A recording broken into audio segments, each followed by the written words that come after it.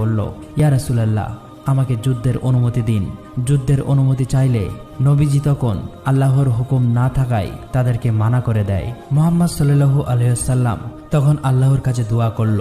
কিছুদিনের মধ্যেই আল্লাহ তাআলা তাদেরকে যুদ্ধ করার অনুমতি দেয়। নবীজি তখন সকলকে যুদ্ধের ব্যাপারটি ঘোষণা করে দেয়। সকলেই তাই প্রস্তুত হয়ে রওনা দেয় বদরের প্রান্তে। সেখানে গিয়ে তারা কয়েকটি কূপের কাছাকাছি তাদের তাঁবু খাটায়। এদিকে উতবা খবর নিয়ে আসে মুহাম্মদ সাল্লাল্লাহু আলাইহি ওয়াসাল্লাম তার কাফেলা নিয়ে যুদ্ধের উদ্দেশ্যে মক্কার দিকে রওনা দিয়েছে। এবার মক্কা থেকে সকল কাফেররা যুদ্ধের জন্য বদরের দিকে রওনা হলেন। আবু সুফিয়ান তাদের সাথে না গিয়ে সে মক্কা থেকে লুট করা সম্পদ নিয়ে বাণিজ্য করতে বেরিয়ে পড়ে অন্য দেশের দিকে।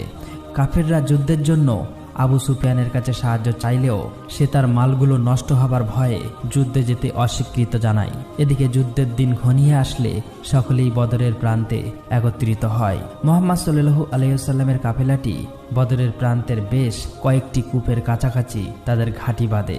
সেখানে দাঁড়িয়ে সকলকে বলে, তোমরা সকলেই ইচ্ছে মতো পানি পান করে নাও। পানি পান করা হয়ে গেলে প্রতিটি কূপের মুখ পাথর দিয়ে ঢেকে দাও। সবাই ইচ্ছে মতো পানি পান করে প্রতিটি কূপের মুখগুলো পাথর দিয়ে ঢেকে দেয়, যাতে করে কাফেররা এসে সেখানে পানি পান করতে না পারে এবং এর ফলে তারা শারীরিকভাবে দুর্বল হয়ে পড়বে। মুহাম্মদ সাল্লাল্লাহু আলাইহি ওয়াসাল্লাম যেমনটি ভেবেছিল ঠিক তেমনটি হয়েছে। কাফেররা অনেক দূর থেকে আসার কারণেই পিপাসায় তারা কাতর হয়ে পড়েছিল, যার কারণে সংখ্যায় বেশি হলেও যুদ্ধের জন্য তারা শারীরিকভাবে ছিল দুর্বল। যাই হোক, এক পর্যায়ে যুদ্ধ শুরু হলে সেখানে কাফেরদের সাথে মুসলমানদের অনেক রক্তপ্রাপ্ত একটি যুদ্ধ হয়। কিন্তু ভালো সংবাদ এটি ছিল যে সে যুদ্ধে আবু সুফিয়ান বাদে মক্কার বড় বড় প্রায় সকল নেতারাই মারা গিয়েছিল।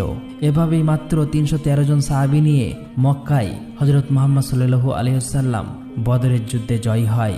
বদরের যুদ্ধে জয়ের ফলে মুসলমানদের ক্ষমতা পূর্বের তুলনায় অনেক বৃদ্ধি পায়।